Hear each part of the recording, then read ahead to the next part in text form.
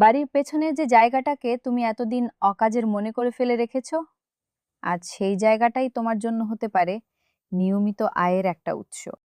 আমাদের অনেকের বাড়ির পেছনে এমন একটা জমি থাকে যেখানে সারা দিন রোদ পড়ে না। কখনো একটু সকালবেলার আলো, কখনো বিকেলের ছায়া। আর এই কারণেই আমরা অনেক সময় ধরে একটা ভুল ধারণা পোষণ করে আসছি, ছায়াযুক্ত জমি দিয়ে কিছু হয় না। কিন্তু সত্যিটা একদম উল্টো। ছায়াযুক্ত জমি ঠিকমতো ব্যবহার করতে পারলে এই জমিই হতে পারে বাড়ির সবচেয়ে নিরাপদ আয়ের জায়গা। প্রথমে একটা বিষয় পরিষ্কার করে নেওয়া দরকার।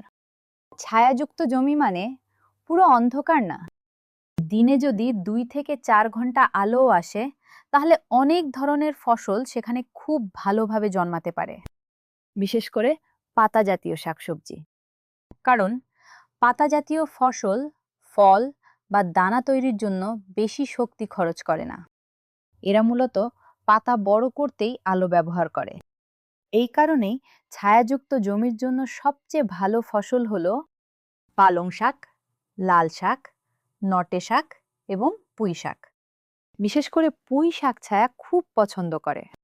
দেওয়াল, গাছ বা বেড়া পেলেই এটি লতা হয়ে দ্রুত ছড়িয়ে পড়ে। একবার লাগালে মাসের পর মাস পাতা তোলা যায়।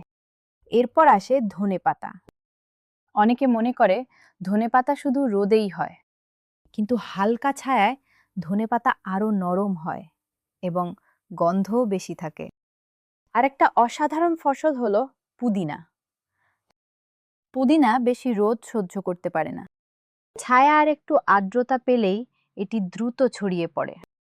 এখন এখানেই একটা ছোট্ট বুদ্ধি আছে। একটা জমিতে শুধু এক ধরনের ফসল লাগানোর দরকার নেই। একই জমিতে 3 স্তরে চাষ করা যায়। মাটির নিচের স্তরে থাকবে পালং বা লাল শাক, মাঝামাঝি জায়গায় থাকবে ধনেপাতা বা মেথি, আর দেওয়াল বা বেড়া ধরে উঠবে পুঁই শাক। একই জমি কিন্তু 3 ভাবে ব্যবহার।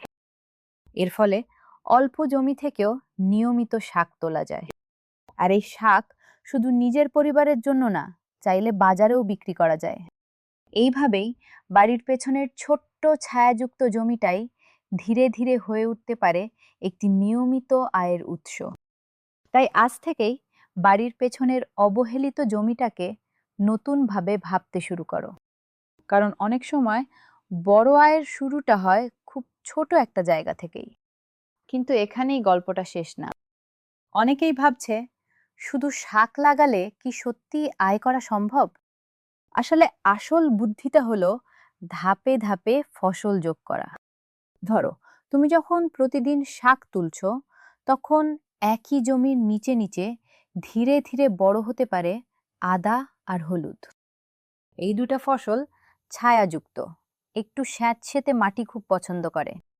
মানে উপরে তুমি প্রতিদিন শাক তুলছো, আর মাটির নিচে ধীরে ধীরে বড় হচ্ছে বড় দামের ফসল। এটাই হলো ছোট জমিকে বড় আয়ের জমিতে পরিণত করার আসল কৌশল। আর যখন তুমি 6 মাস পরে আদা বা হলুদ তুলবে, তখনই বুঝবে বাড়ির পেছনে সেই অবহেলিত জমিটাই আসলে তোমার সবচেয়ে বড় সম্পদ হতে পারে।